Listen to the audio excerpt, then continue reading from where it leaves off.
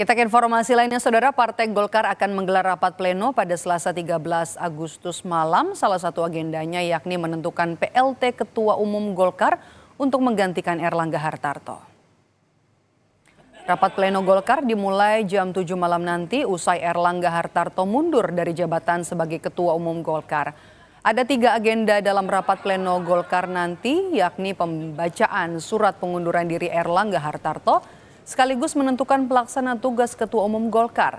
Kemudian rapat pleno juga akan menentukan jadwal rapat pimpinan nasional atau Rapimnas, serta musyawarah nasional luar biasa atau Munaslup Partai Golkar.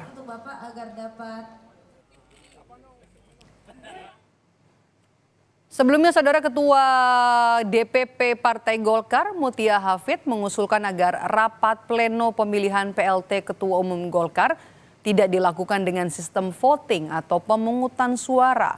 Para wakil Ketua Umum Golkar agar bisa duduk bersama dan bermusyawarah untuk menentukan sosok yang layak dijadikan PLT Ketua Umum Golkar.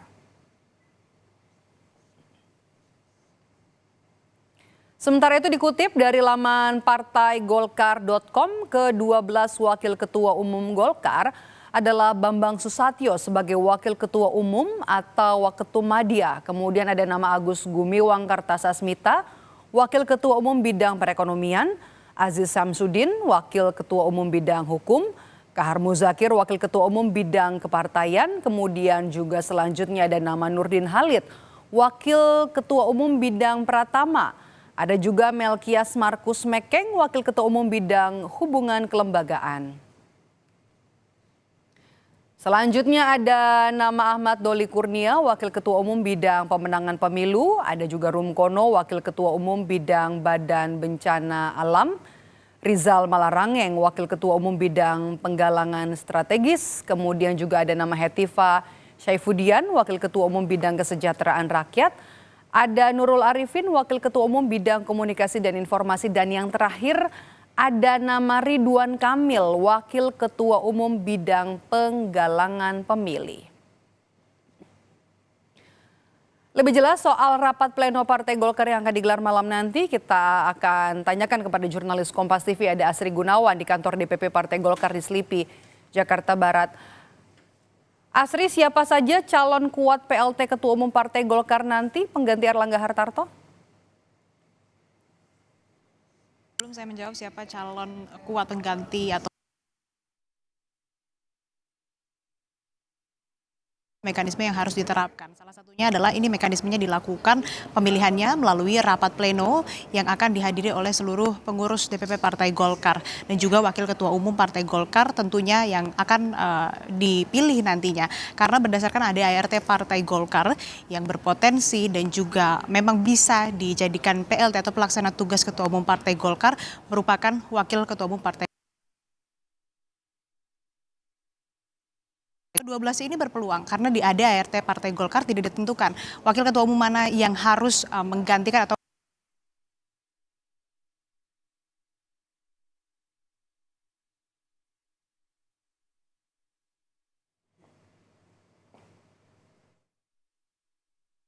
menjadi pengurus DPP Partai Golkar, kemudian tidak pernah terjerat atau terlibat dalam kasus hukum, dan juga ada beberapa persyaratan lain, seperti salah satunya ini terkait dengan prestasi atau bagaimana kemudian dedikasi terhadap Partai Golkar.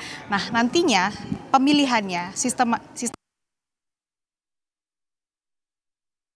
sebagaimana yang diusulkan oleh Ketua DPP Partai Golkar Mutia Hafid, yang mana nantinya ini para pemimpin terkait akan bermusyawarah mufakat untuk kemudian menentukan pimpinan ataupun juga menentukan keputusan dalam rapat pleno yang akan digelar malam nanti. Nah, terkait tadi pertanyaan Anda, Medop, siapa yang kemudian berpeluang atau menjadi calon kuat yang akan menduduki kursi?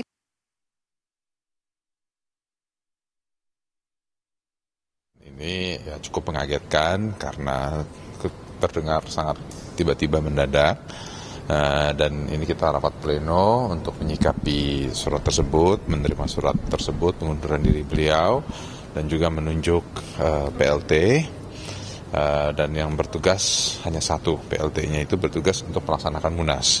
Jadi Siapa PLT-nya nanti akan diumumkan nanti malam, jadi saya tidak bisa mendahului, walaupun pasti sudah beredar berbagai macam nama.